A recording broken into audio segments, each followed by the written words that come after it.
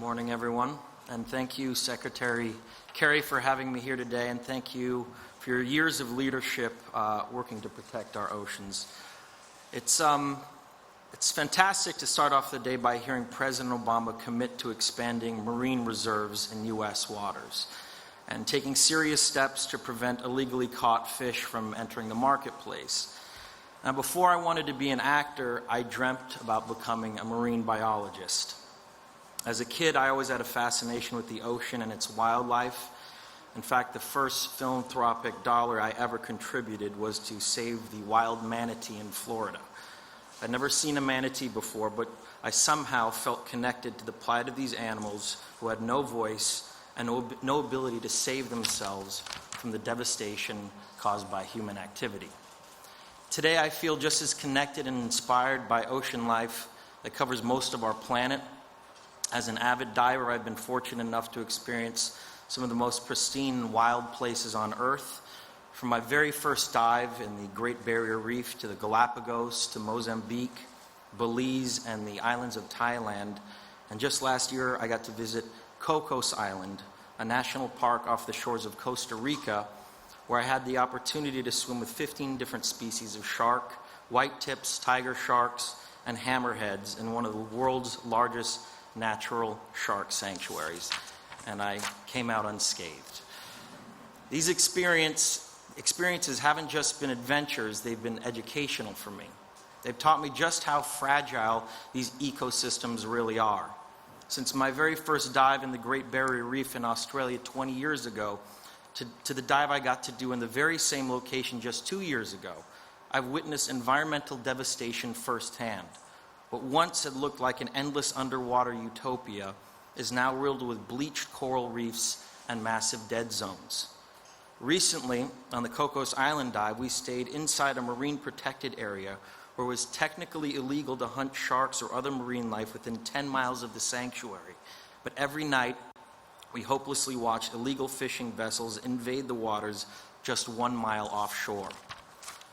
I've learned that with each passing day, so many of our aquatic species are in jeopardy, not because of nature's unpredictability, but because of human activity. I've learned about the incredibly important role our oceans play on the survival of all life on Earth. And I've decided to join so many people and others that are working here today to protect this vital treasure. Growing up, I remember hearing stories about the seemingly endless bounty that our oceans had to offer. How fishermen would cast a net 100 years ago and catch 10-foot-long tuna or 18-foot-long sturgeon. It seemed like nothing would ever challenge the abundance the sea had to offer. But today, we live in a very different reality. Because of modern industrialized fishing, ships are heading into ever deeper waters in search of decent catch, only to find ever-dwindling stocks. We have systematically devastated our global fisheries through destructive practices like bottom trolling, where huge nets drag across the bottom of the ocean for miles, literally scraping up everything in their path, permanently destroying abundant underwater forests teeming with every imaginable form of wildlife. And while we've heard a lot about the impacts of climate change on dry land, the oceans will be the sink that absorbs the brunt of our pollution and the danger of higher temperatures. This is especially troubling since oceans are the source of most of our oxygen and life-giving nutrients on this planet. They dictate our climate, our weather patterns, and ultimately our own survival. Without healthy oceans, we are in serious trouble, and the outlook for their health is not good. I want to acknowledge the fact that significant commitments have been announced here over the last day to forward ocean protection. President Obama's announcement will help to preserve coral reefs and other vulnerable areas and help to deter black market fishing and seafood fraud in our markets through traceability and transparency initiatives. I also commend President Tong of Kiribati, who just announced yesterday the full closure of commercial fishing in the Phoenix Island Marine Protected Area by 2015. That means that an area of the ocean the size of California is now completely protected.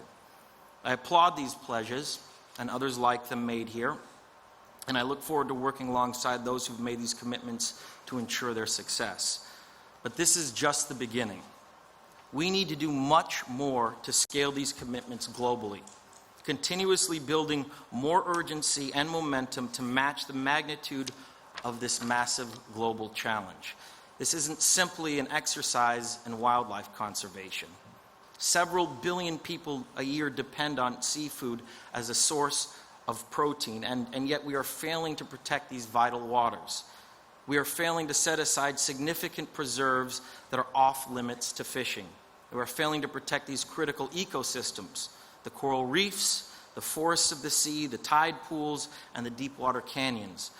We're plundering the ocean and its vital resources, and just because we can't see the devastation from dry land does not mean it's any less dangerous to life on Earth, and it has to stop. Unfortunately, today, there's no proper law enforcement capacity and little accountability for violating the law. It's the Wild West on the high seas. The ocean is an under-regulated marketplace right now. Even though the ocean covers 71% of our planet, less than 1% are fully protected as marine reserves where fishing is prohibited. These last remaining underwater biogems are being destroyed because there isn't proper enforcement or sufficient cooperation among governments to protect them. People who depend on these oceans' resources for sustenance need to hear that governments are working to create strong systems of accountability for those who are destroying it. If we don't do something to save our oceans now, it won't be just the sharks and the dolphins that will suffer. It will be all of us, including our children and our grandchildren. You've all heard the bad news about the accelerated collapse of the West Antarctic ice sheet recently, which is incredibly scary. And you've probably heard about the growing concern in the scientific community about the methane emissions driving rapid climate change and ocean acidification. Methane is a greenhouse gas far more damaging than carbon dioxide. There seem to be new stories every week about methane's potential to send us beyond critical tipping points. Yet these important stories are but a blip on the screen in mainstream media. What we need is a constant drumbeat about these tragedies unfolding before our very eyes, and more attention towards the solutions that exist to avert them. Most importantly, what we need is action, sustained activism, and courageous political leadership. We cannot afford to be bystanders in this pre-apocalyptic scenario. We have to become the protagonists in the story of our own planet's salvation. We need to step up now. Now, the good news is we can do this together. As we've seen and heard in this conference, solutions exist all around us, but they will remain one-off projects or just ideas on paper until we commit to act on them on a global scale together. I'm standing here today as a concerned citizen of this planet who believes that this is the most important issue of our time. My foundation, as Secretary Kerry recently announced, gave a $3 million grant to the organization Oceana to support their efforts to protect sharks, marine mammals, and key ocean habitat in the Eastern Pacific. Today, I am here to commit even more of my foundation's resources to this cause. I'm pledging an additional $7 million to meaningful ocean conservation projects over the next 2 years.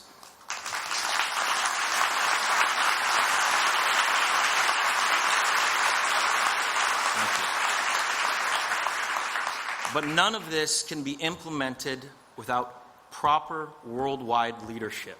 This is our moment to move forward to protect our oceans, which is our lifeblood. Now, working together, we can create and strengthen existing marine reserves that benefit coastal communities, as well as the health of the world's oceans and its life-giving resources. Through my foundation, I'm committed to funding organizations, communities, and governments that are establishing meaningful marine reserves. My partners and I, including Oceans 5, Pristine Seas, and Oceana, are prepared to provide significant resources to help design, establish, and implement reserves that are globally real and significant. 2 years ago, I learned an exciting opportunity in Antarctica. a magical place that is home to some of the world's largest populations of fish, penguins, seals, whales, and seabirds. I learned that many progressive governments were working to create large reserves in the Southern Ocean. And I wanted to help.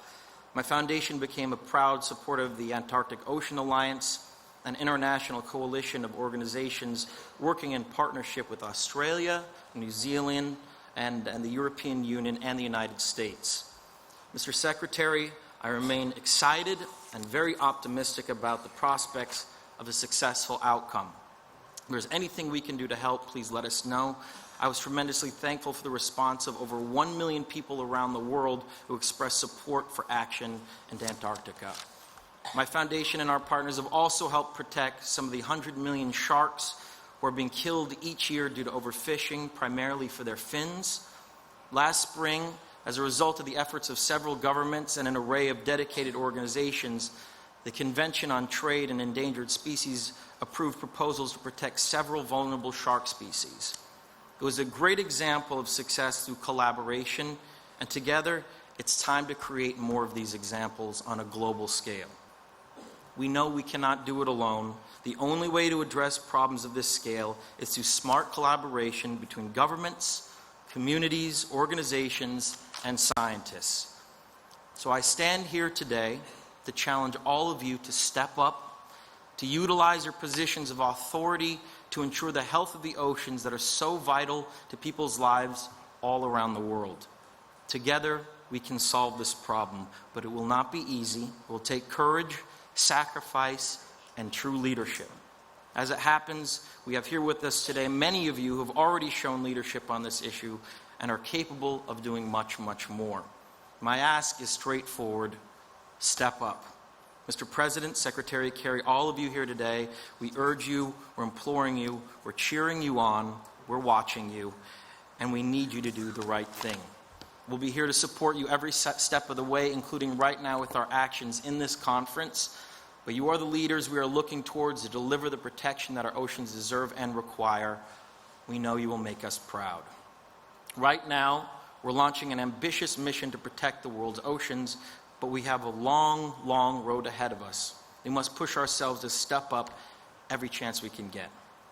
Thank you very much from me, from the wildlife in our ocean that has no voice, from the billions who depend on the abundance that the ocean must continue to provide, and from all of us, and from the generations to come, whom I hope will experience, just as we have, the beauty and abundance of our oceans. Thank you.